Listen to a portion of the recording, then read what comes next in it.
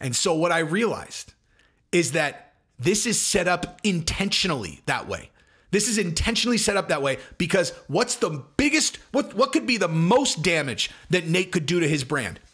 Let me bring up another example from Chael's career specifically. So yesterday I got a video sent to me about, I don't know, many times when, cause Chael did a video talking about a video that I did where I was talking about Nate Diaz, the UFC, this UFC 279 card, and some very bizarre factors relating to UFC 279. And he was talking about the conclusions that I made. You guys watch Jesse on Fire?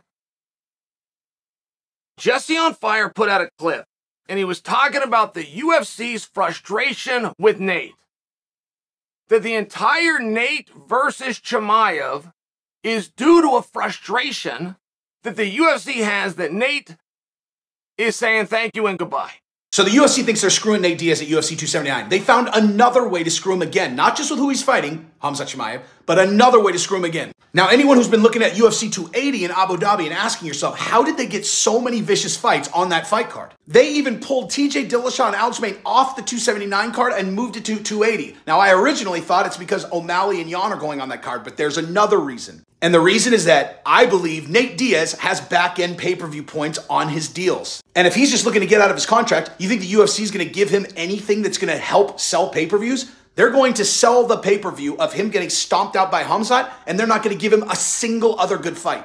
Go look at the fight card on 279 right now. There is not a single other big name on the entire card except for Nate Diaz and Khamzat Chimaev. Go look at it. It's shocking. If you look at the card, and I have literally looked at it. I've screenshotted it. I sent it to my partner, Ryan. We then discussed it. I have the foggiest idea of anybody that's on the card. I'm not trying to be a jerk. And I know how condescending, I don't even know their names.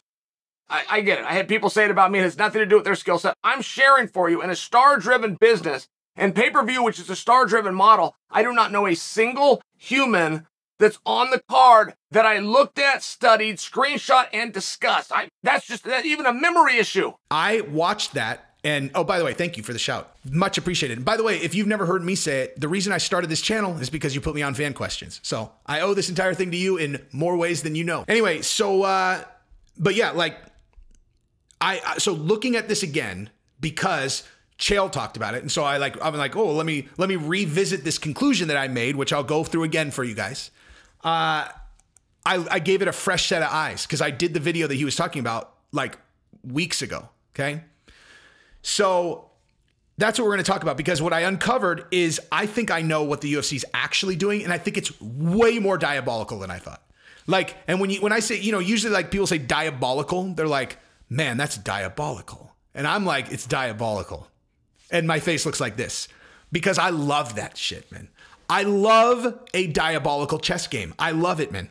I love deep strategic gamesmanship because that is ultimately what you are doing if you are the organization and you're dealing with the fighters, or you're the fighters dealing with the organization. I love that stuff, man. Like, it's really fun when you're on the outside of it. I would say it's not as fun when you are neck deep in it, Like, as an example, when Francis went to the show in London and then ended up in the ring with Tyson Fury proclaiming to the world that he wants to do a fight with Francis Ngannou, that was obviously tremendous for Francis's leverage position going into potential free agency at the end of the year. Now, if I was, let's say, I don't know, Francis's manager, Markel, where just on my side, I'm watching, I'm like, oh my God, that's brilliant.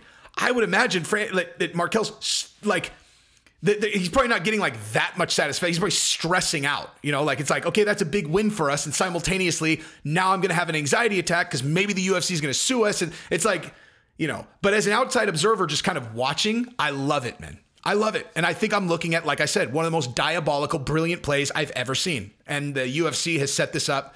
The UFC, okay, before I even get into it, if I say anything in this video, this is the deal that we're going to make, okay? If I say anything in this video where you're like, damn, like that was That was a pretty insight. I think you might be right there. And you're right. That is absolutely brilliant on the part of the UFC and Hunter Campbell. And simultaneously, you're brilliant for uncovering it. Then you have to subscribe. That's the deal. You just agreed to it. So if you're surprised or if you're impressed by either myself or Hunter or both, you have to subscribe to the channel. Let me just recap. Okay. So what I originally said, is that Nate Diaz is getting screwed by the UFC on the UFC 279 card because he's getting out of his contract. Okay, so he wants to fight this one last fight, then he wants to go off into free agency. Now, the UFC obviously wants to devalue any asset that's going to be used against them, so they're not going to throw a bunch of attention in their direction. Now, in this case, because they put Khamzat against him, they obviously are not trying to not put eyeballs at all against him. But at the same time, the only eyeballs they want are like ones that are there fixated to watch Nate Diaz get smashed, right? Like they're like, let's get Nate Diaz smashed by Khamzat. But then when they're building out the undercard, it's not like, oh, well, let's line Nate's pockets. So when you look at the fight card, there's no one on it. Like there's no one on it. No one. There is no one on it. There is nothing there. You got Khamzat and Nate, and that's it. Okay. So my original thought was they're trying to keep money out of Nate's pocket, because Nate has back-end points on the pay-per-view, I would imagine, without having seen his deal. Okay? So that was my original thought. That was what Chael was commenting on, I was like, they're trying to limit the amount of money that Nate makes from this fight. Now, it might be as simple as that. It might be. But I think my new theory is better. Okay? So the other option that I entertained, which is not the diabolical one, but the other option that I entertained was that they looked through projections. They did the process that they do. The UFC is exceptional at projecting buys. And it was like, oh, if we add this guy, it doesn't change the number of buys that happen, dude. Like Nate is such a big star and Khamzat is such a big prospect that this thing is projected to do this amount of numbers, and whether or not we add new people on is irrelevant. It's not going to help. Okay. Like we can add on, like we have to pay Nate this big thing. So we can't afford to put a bunch of expensive people on. And so of the tier that we can afford to add to this card, nothing pushes the needle at all. So let's just throw a bunch of whatevers on there, and then this card will sell. And by the way, this is not an insult to anybody who's on this card. I'm just talking about, like stars that can push pay-per-views. If you think that if you're on this card, okay, and you think that you are a needle pusher, I'm not trying to be I'm not saying that you won't ever be a needle pusher. You're just not yet, right? There are no needle pushers on this at all. Like zero, not one. Okay.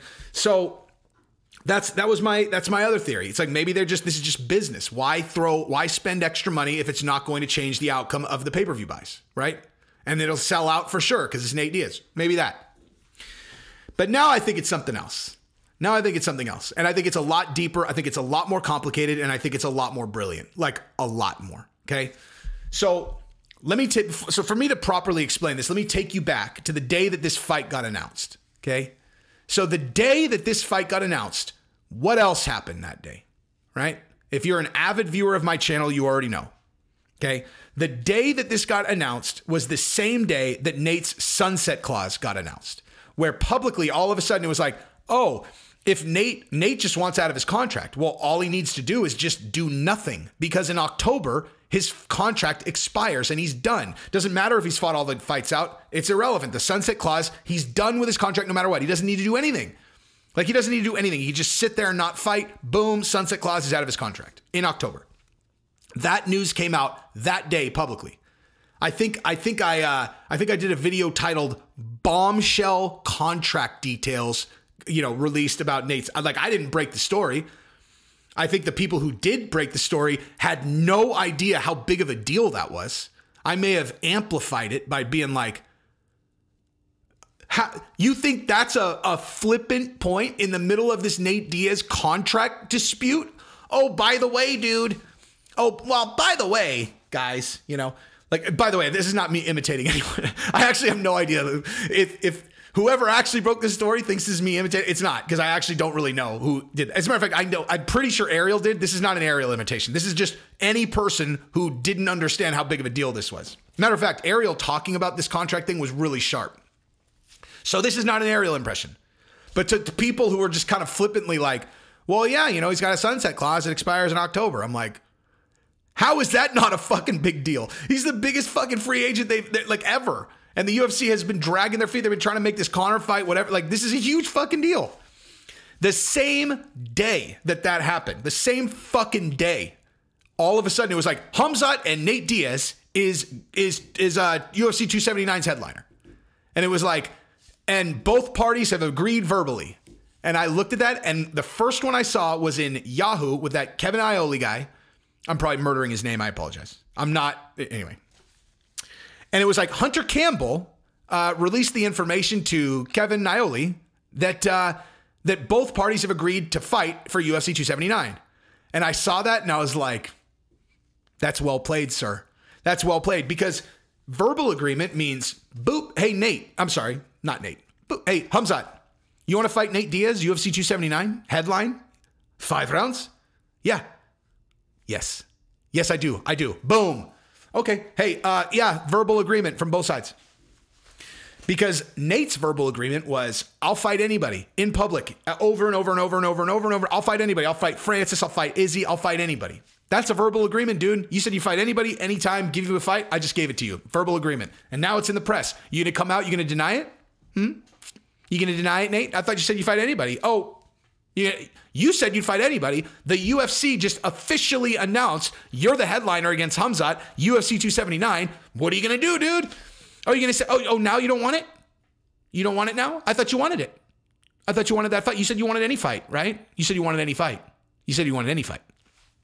So he puts Nate in a tough spot, right? Where Nate now can either, say, like, he's in a really tough position, because I'm going to say pretty confidently that Nate probably did not understand that he could just not fight and not do anything until October, and he would just walk away from his contract. Either that, or his management was like, the UFC might sue us if they do this, whatever. Hunter is an attorney, okay? Hunter knows that the sunset clause, in my opinion, just based on this behavior, he probably knows that it's indefensible in court. They're like, Nate's out of his contract in October. All they can do is just kind of gum him up and lock him up in, trial. It's a terrible look for the UFC. They won't win anyway. So, at the very least, like, Nate either has to go like, oh, I just learned that I have a sunset clause. Like, I just figured this out, so I'm just not going to fight. And he'd look like a moron because he's been out, demanding a fight. Or he has to be like, oh, I'm not fighting Khamzat after he just said he'd fight everyone. Okay, that's this. By the way, this is not the diabolical part. So, brilliant play, right? Nate doesn't say anything. I'm sitting there waiting to see what Nate's going to do. 2 days go by. He finally goes, yeah, like, okay, it's on. It's fucking on. So they start planning it out. I look, and this fight card is fucking nobody. There's no one on it. There's fucking no one on this card, right? Especially after they moved TJ and Aljamain onto 280. There's fucking no one on this card. And so I start like that, and then that's when I made the video. I'm like, I don't even know if I said it in that video, but I'm like, who knows if he's even fucking signed his bout agreement? Like, who even knows? But bottom line is, they're fucking him because there's no one on this card. There's no pay-per-views. Okay, so now 3 weeks go by. Chael does this video. So now it's 3 weeks later, and I go and I look, and there's still no one on it. There's still no one on it. And so I start thinking, I'm like, what would like Chael said, what would happen if Nate and fucking Khamzat's fight didn't go off? Okay, so this is how I got there, because Chael in his video said, what would happen if Nate and Khamzat couldn't make the fight? That's how I made the connection and realized the most diabolically brilliant fucking plan I've ever seen from Hunter. Because I thought that. I'm like, what happens if he doesn't show? This is not a pay-per-view card that can go. It cannot go. This is not happening if these guys don't show. And so what I realized is that this is set up intentionally that way. This is intentionally set up that way because what's the biggest, what could be the most damage that Nate could do to his brand? Let me bring up another example from Chael's career specifically. Remember when John Jones lost his opponent and Chael was like, I'll fight him. And John wouldn't take the Chael Sonnen fight on short notice. Do you remember how merciless the fans were on John? Because they canceled the whole fucking event. Don't kill me if I'm wrong about that, but I'm pretty sure that that's the only time they've ever canceled an entire UFC card was when John refused to fight Chael on short notice. I think. I should have probably looked that up before, but my, UFC knowledge is pretty solid. Normally, I'm pretty sure that's the case. And the UFC fans were fucking merciless about that. So what if what Hunter has actually done is he set this card up to intentionally be so light that if Nate bones out, which he might because he has the sunset clause, he's a pain in the ass to deal with, the odds that he makes it are slim, to where if Nate no-shows, they'll cancel the whole show. And the UFC's like, hey man, we just tried to put on the best show that we could. And Nate no-showed. And Nate's the one that he ruined this whole thing, man. Like you guys don't get to see this fight because of Nate. Because of Nate. Hey, okay, man. Hey, go have fun with Jake Paul, man. Have fun with Jake Paul. What could damage his brand more than that? You think that he gets, what's a worse outcome for Nate? He goes in there, he gets his ass kicked by Khamzat, or he fucking no-shows and the entire event gets canceled? It's the latter. And I think Hunter did that on purpose. And that's fucking brilliant. Okay. You guys might not like the tactics, but if you can't respect that chess move, this is the wrong fucking channel for you. That's what I got. Peace.